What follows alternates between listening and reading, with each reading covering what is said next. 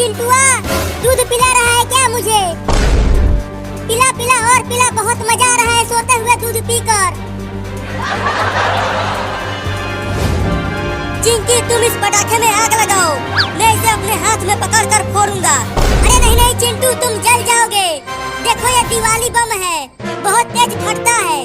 अरे मुझे कुछ नहीं होगा, मैं इसे अपने हाथ में फोड़कर हीरो बन जाऊंगा। ठीक है, मैं इस पटाखे में आग लगाती हूँ।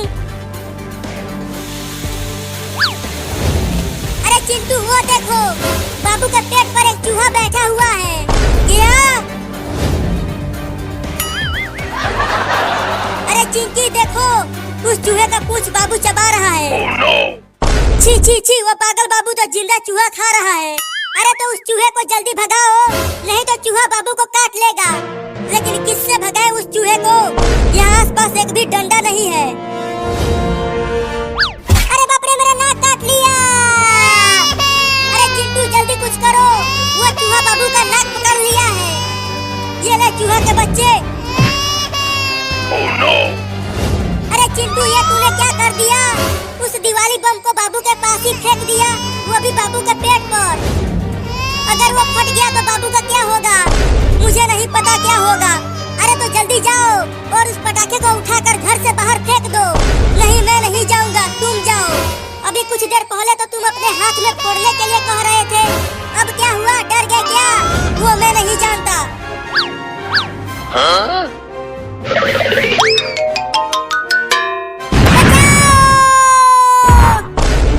अरे दादा, हड्डी पसली एक हो गई। Oh, no! लगता है किसी ने परमाणु बम फोड़ दिया। अरे बाप रे, मेरा पेट इतना काला कैसे हो गया? मैं तो गोरा हूँ। बाबू तुम ठीक तो हो ना? तुम्हें कुछ हुआ तो नहीं? अरे मैं तो सो रहा था, तो मुझे बम फोड़ के कौन उड़ाया? चिंटुआ ने तुम्हारे पेट पर दिवाली बम फोड़ दिया था। क्या? तभी कहूँ मेरा ये पेट करिया कैसे हो गया?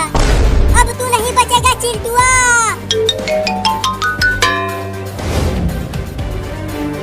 रुक जा कमीना, तू मुझसे बच नहीं पाएगा। अरे मैंने तो चूहे को भगाने के लिए पटाखे को फेंका था, इसमें मेरी कोई गलती नहीं है, सब तेरी ही गलती है। अरे नहीं, अब कहाँ बच के जाएगा? नहीं नहीं, मुझे छोड़ दो। Huh? Oh, no!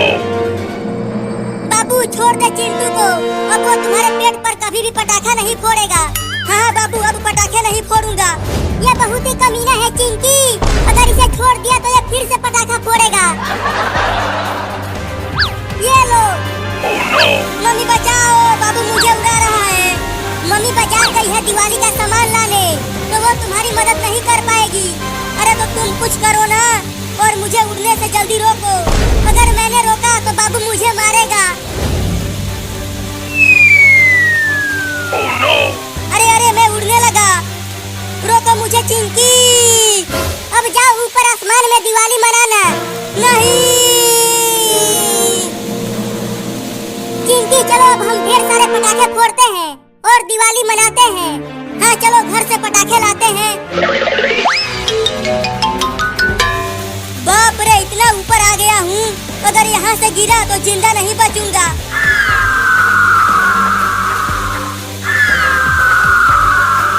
अरे ओ गिद्ध भाई, बचा लो मुझे। मेरा रस्सी खोल दो और मुझे बचा लो गिद्ध भाई, मैं तुम्हें ढेर सारा खाना खिलाऊंगा। Huh?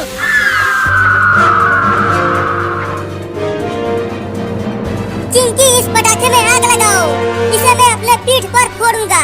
चिंटू अभी अपने हाथ में ऐसे ही फोड़ रहा था, लेकिन बाद में वो डर गया। अरे मैं नहीं डरूंगा। Huh?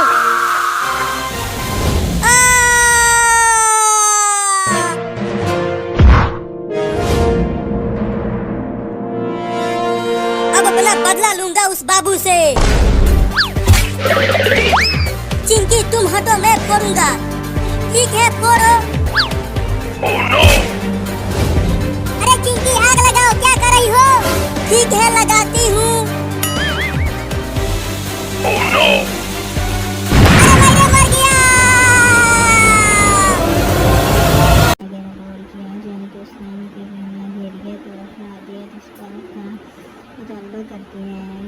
پرانی اور مذہبی سرگرمیوں میں نہ کوئی تبصرہ ہو اور نہ رسمی تقسیم رمضان دراصل تذکرہ کا مہینہ اور مال کے تذکرے کے بغیر اس ماہ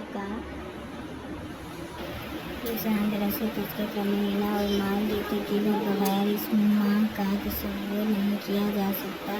معاشی معاملات کے حوالے سے رمضان کریم سب سے پہلے جس پہلو کی طرف تمام اہل ایمان کے مترادف وہ اللہ کے خوف کے ساتھ خرید و فروخت کرنا ہے۔ اگر ایک شخص رمضان کے روزے رکھ رہا ہو لیکن ناک توڑ میں کمی اور نہ کاروبار مال کی امداد مال کا بیچ رہا ہو تو اس سے روزہ کوئی فائدہ نہیں پہنچا سکتا۔ جس میں وہ آتا ہے سلمہ رضی اللہ تعالیٰ عنہ سے روایت ہے کہ نبی صلی اللہ علیہ وسلم فرماتے ہیں قیامت کے دن اللہ کی دولت سے آدمی ہٹ نہیں سکتا جب تک اس سے 5 باتوں کے بارے میں حساب نہیں دیا جائے گا۔ اس سے پوچھا جائے گا کہ عمر کا مشاغل میں گزاری، دین کا علم حاصل کیا تو اس پر کہاں تک عمل کیا، مال کہاں سے کمایا، مال کہاں خرچ کیا، جسم کو کس کام میں بھلایا۔ رمضان کے آغاز سے اختتام تک ایک روزہ دار کو روزانہ ایسے حالات کا سامنا کرنا پڑتا ہے جس میں معمولی سی غلط بیانی سے کاروبار میں بہت مالی مفاد حاصل کیا جا سکتا ہے، یعنی وہ مرحلہ ہوتا ہے جس میں انسان اللہ تعالیٰ کے خوف اور آخرت میں جوابداری سے احساس کی بنا پر دنیا کے بڑے سے بڑے نفع کو اللہ تعالیٰ کی ناراضگی سے دل سے ٹکرا دیتا ہے۔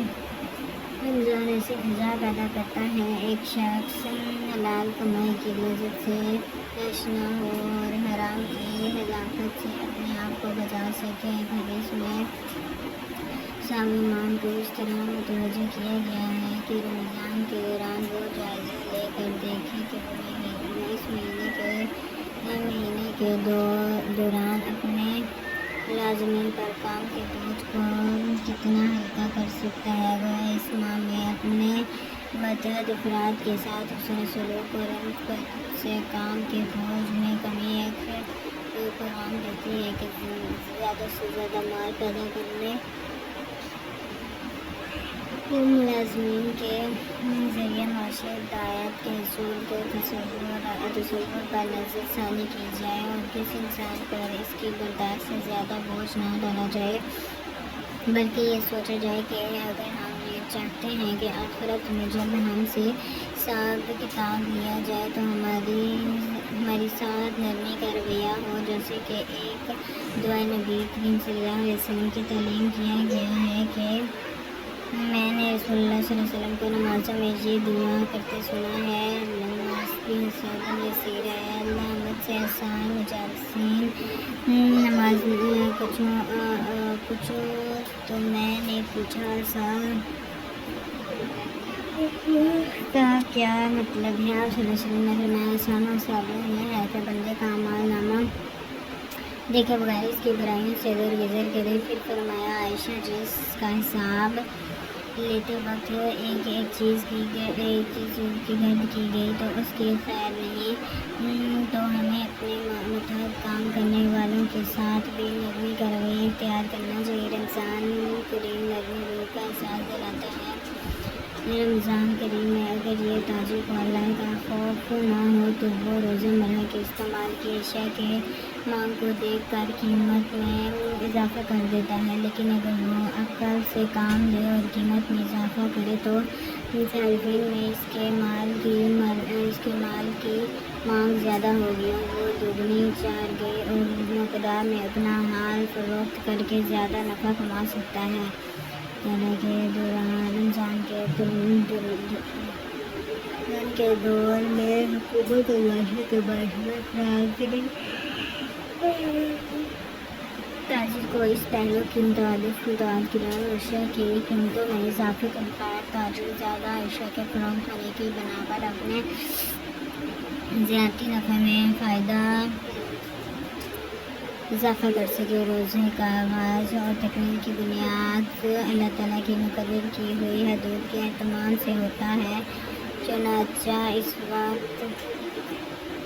इस वक्त तक सहरी के खाने की इजाज़त है जब मुसलमान मर्द और औरत अपने वक्त तक सहरी का इस्तेमाल करते हैं। इस तरह जिस वक्त अफ्तारी करने की इजाज़त है उस वक्त अफ्तारी की जाती है। गोया ये अल्लाह की मिक़दार की हुई हदूद की पाबंदी और इन पर शिद्दत से अमल करने की तरबियत है। यही वो असूल है जो रमज़ान के दौरान ज़्यादा ताजिर को सिखाया है कि वो किस हद तक नफ़ा कमा सकता है। अल्लाह ने तिजारत को हलाल इसलिए किया है कि इससे कारोबार में बरकत होती है, माल में इजाफा होता है, लेकिन ये इजाफा किसी नौयत का हो या दूसरों के हुकूक के असूल का इस्तेमाल करके एक इखलाकी ज़ब्त में रहते हुए नफ़ा कमाता है। गाह का मतलूबा मियार का माल में मिली और एक गैर ज़रूरी माली बोझ भी ना पड़े। रमज़ान के दौरान एक ताजिर और सनअतकार वही सोचने पर मजबूर होता है कि वो जिन ज़राए से माल कमा रहा है वो कहाँ तक खुद हलाल है। मसलन अगर ये सनअत कार्रवाई कारोबार में रकम लगा रहा हो जो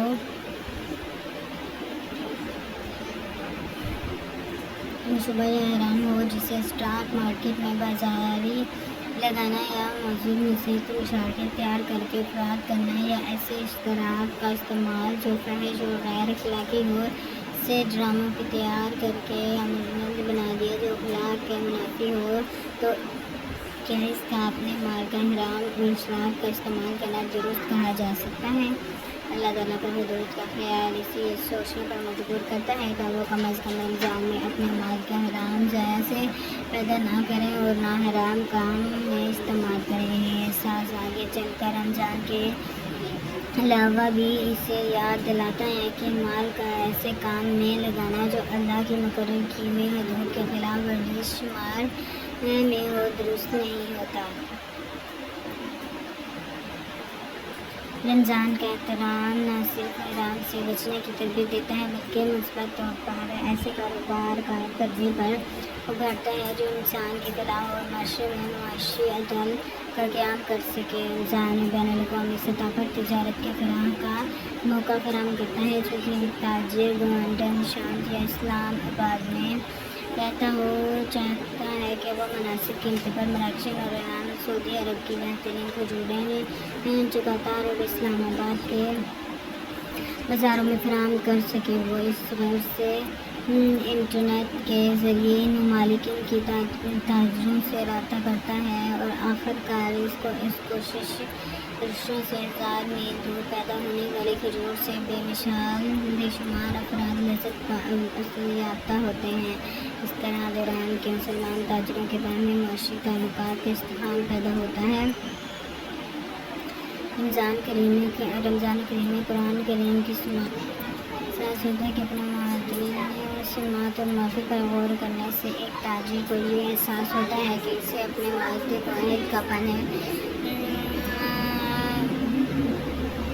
पास रखना है, क्योंकि अहले ईमान की सिफात में से एक अहम सिफात ये है कि वो अपने वादे को पूरा करते हैं। अगर देखा जाए तो तिजारत मुआहदे पर बनी होती है। एक ग्राहक को सामान देते वक्त एक ताजिर इखलाकी और कानूनी तौर पर इसके साथ एक मुआहदा ही करता है कि जो रकम वो इसके वसूल कर रहा है उसके मुआवजे में जो चीज़ या सहूलत सर्विसेज हो ग्राहक को दे रहा है वो वसूल शुदा कीमत के साथ जायज़ मुनासिब रखती है। एक माँ की मुसलसल तरबियत इसकी उम्दायात में बाज़ ऐसे अहम दिन और औकात होते हैं जो निशान رگڑ سنگھ میل کی حیثیت رکھتے ہیں، جن پر اگر غور کیا جائے تو نہ صرف ماضی کے نقش و بازو، مستقبل کے اہداف بھی روشن ہو جاتے ہیں۔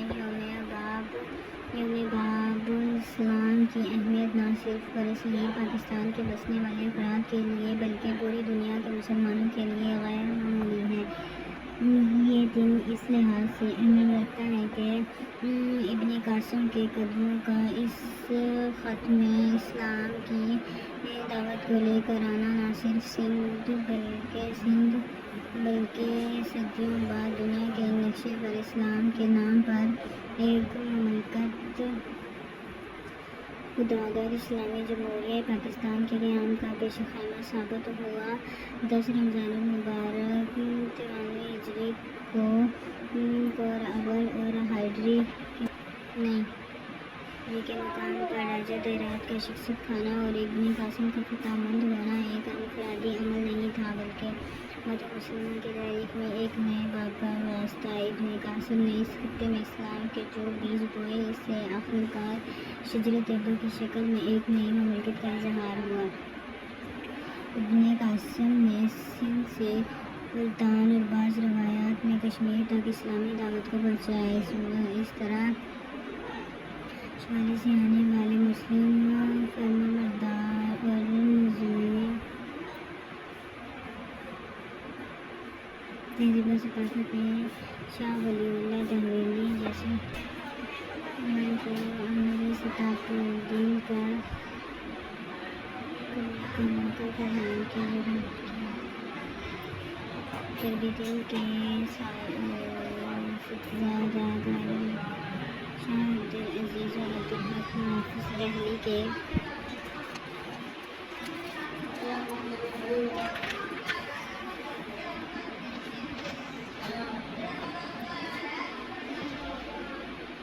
ولی شاہ صاحب کی قرآن فکر کو آگے بڑھانے میں امداد نبوجن شاہ صاحب کے جانشین میں شاہ اسماعیل شاہ جیسے افراد کا ظہور ہوا۔ اگر غور کیا جائے تو اس واقعے کے غیر معمولی گہرے ثقافتی، تاریخی اور عملی اثرات نہ صرف اہلیان پاکستان قبلہ مشرق وسطی، جنوبی مشرقی ایشیا اور یورپ امریکہ تک پہنچے اور اس خطے سے ایسے اہل فکر ابھرے جن کی فکر میں مغرب و مشرق پر گہرے نقشے چھوڑے دور جانے کی ضرورت نہیں۔ صرف 20ویں صدی میں خطے نے عالم اسلام اور دنیا کو علامہ اقبال، علامہ ابو عبداللہ ابو حسین ندوی جیسی شخصیات دی۔ یہ واقعہ اس لحاظ سے بھی اہمیت رکھتا ہے کہ یہ اہم یاد دلاتا ہے کہ رمضان ہی میں مہینہ تھا، یعنی وہ مہینہ تھا جس میں پہلے اسلامی مکہ بدر کے تمام، جس نے مستقبل میں انسانیت کے نقشے اور سمت کا تعین کیا اور نظام امن کو تباہ کر کے عدل اور توحید کی بنیاد پر ایک نیا عالم نظام دیا۔ اس نئی تحریک، اس نئی فکر اور نئی پکار نے انسانیت کو ایک نئے روح پر پروار نظام سے متعارف کرایا۔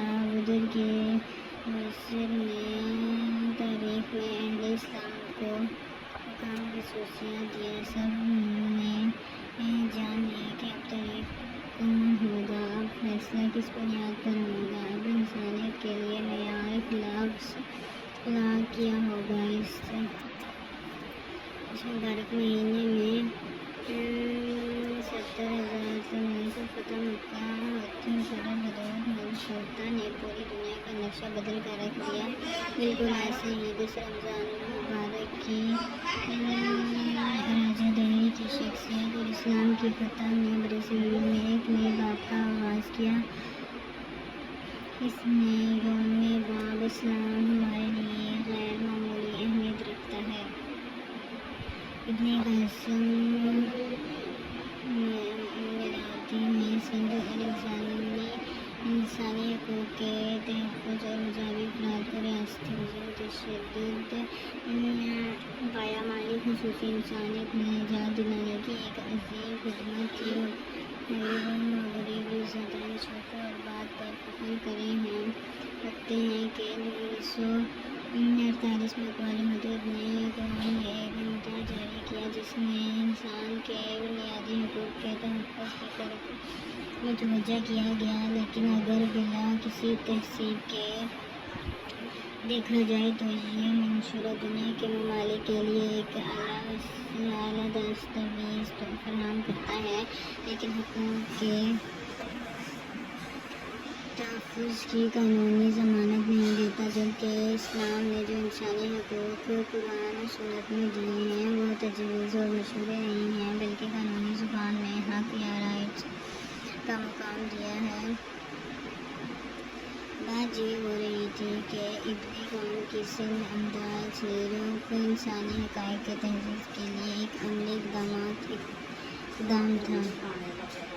اس عرض سے عراق کے مسلمان گورنر جارج بن یوسف نے اگر اسلام کو مسلمان بچوں کے حق کے تحفظ کے لیے صرف جائے جنہوں نے راجہ طاہر کے حکم سے قیدی بنا لیا گیا تھا، یہ حقوق انسان کے بجائے ہے کہ انسانیت کے دور جدید میں پہلا اکثری اقدام تھا۔ ابن قاسم نے جو عالمی روایات 2 سال قبل قائم کی، اس میں سطح پر اقوام متحدہ کے مشہور انسانی حقوق میں تسکین کیا گیا۔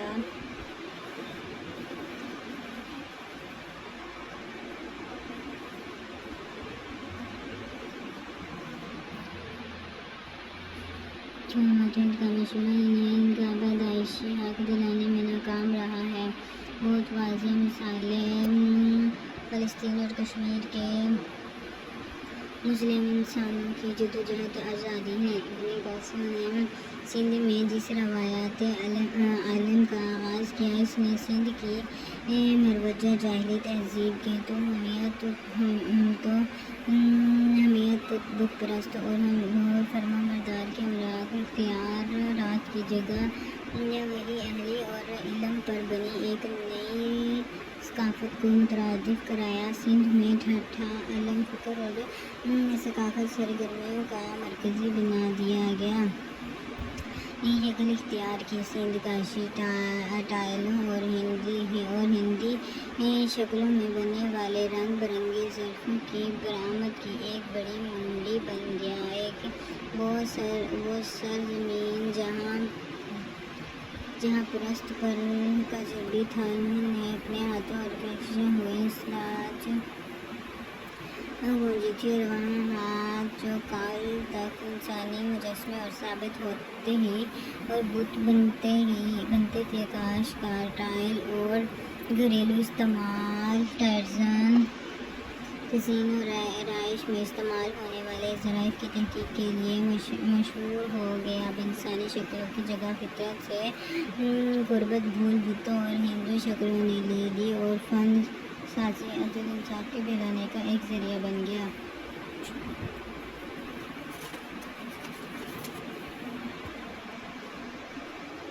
ابن قاسم نے یہاں آ کر حقوق انسانی کی بحالی کا ایک نیا باب تحسین کیا، اور اس نے عادلانہ طرز حکومت کے نتیجے میں رضا کا روانہ طور پر سندھ کے عوام نے اسلام قبول کیا اور دین کے علم و برادرین بن کر عالمی روایت قائم کی، جو آج تک اس خطے کے اندر مجموع کرتے ہوئے خود امت اسلامیہ کے اندر وہ تقسیم پیدا کر لی ہے جنہوں نے بنیاد اسلام میں نہیں ہے۔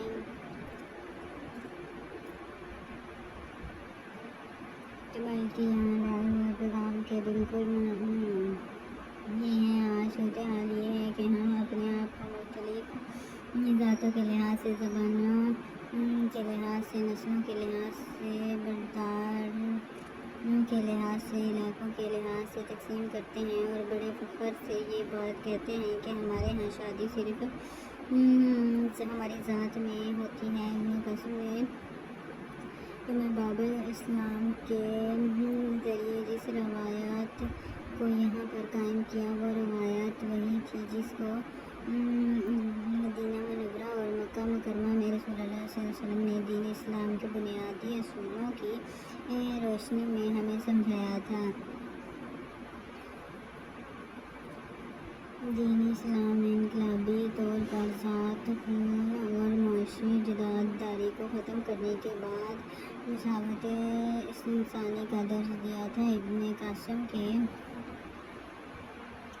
دور میں کوئی تفریق نہ ذات کی بنیاد پر کی گئی، نہ زبان کی بنیاد پر کی گئی، نہ نسل کی بنیاد پر کی گئی، نہ پیسے کی بنیاد پر کی گئی، نہ تمام تفریقات کو دور کرتے ہوئے ایک ایسے معاشرے کی بنیاد رکھ دی گئی جو اسلام کے عالمگیر عادلانہ اصولوں کا نمایاں ہو۔ یوم باب الاسلام کی اہمیت اسی بنا پر ہے کہ اس تاریخی واقعہ نے سندھ کے نسلوں انسانوں اندر راہ روایات سے آزاد کر دیا۔ یہ دن ہمیں یاد دلاتا ہے کہ سندھ میں ہماری تہذیبی اور ثقافتی جڑیں کسی سرزمین میں پوچھتا ہے۔ سندھ میں باب الاسلام کی مثال ایسی ہی ہے جیسے مصر میں عمر بن عاصی کے فتح اثر کے بعد وہاں یہ تاریخ کا ایک روشن اور دور شروع ہوا، اور ماضی کی تاریخیں جن ہی حضرت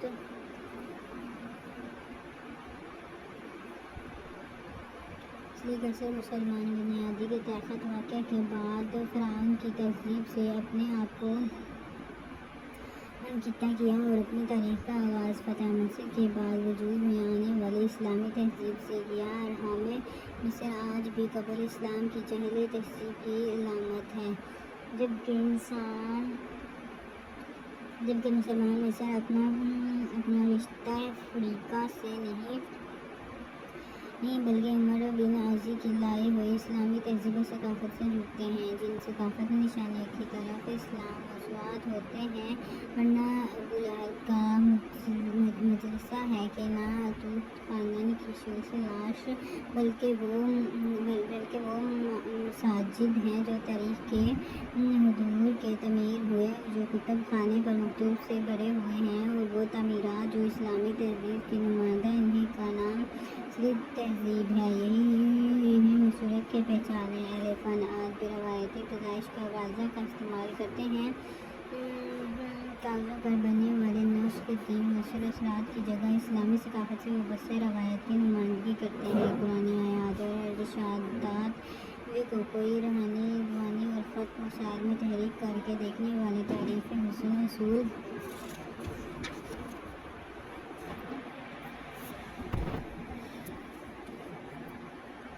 کرتے ہیں۔ اگر غور کیا جائے تو یوں باب الاسلام دراصل ایک نئی ثقافت، ایک نئی تہذیب، ایک نئے رجحان کے آغاز کی علامت ہے۔ یہ میز باہر سے آئے ہوئے ایک فرد کی فتح کی داستان نہیں ہے، کیونکہ یہ فتح جس بنا پر ہوئی وہ کوئی استحالی حملہ نہ تھا، بلکہ یہاں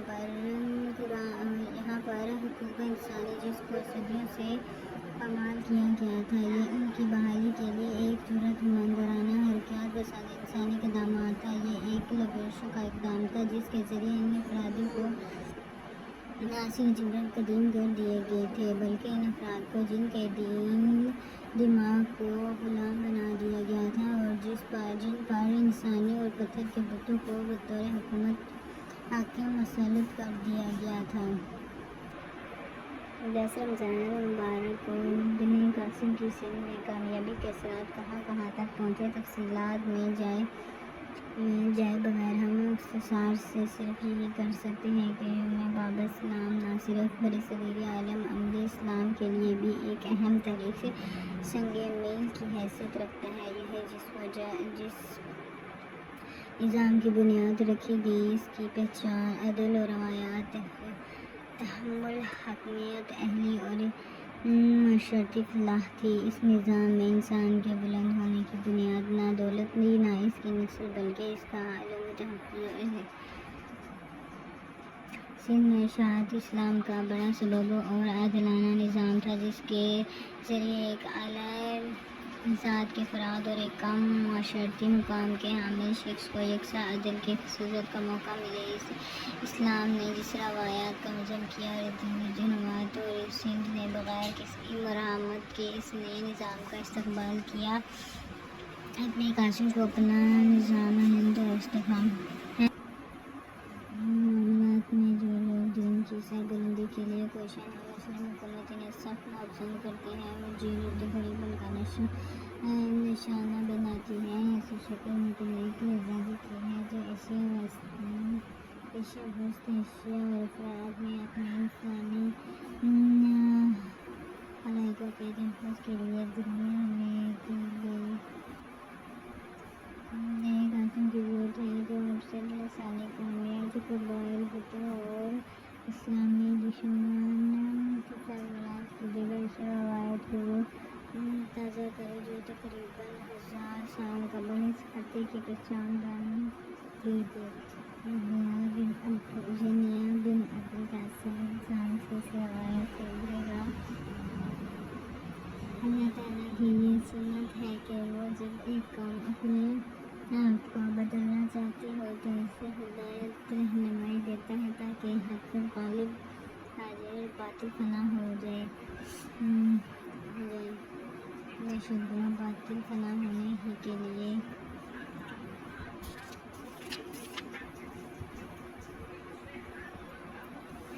रमज़ान और जश्न पूरे रमज़ान करेंगे।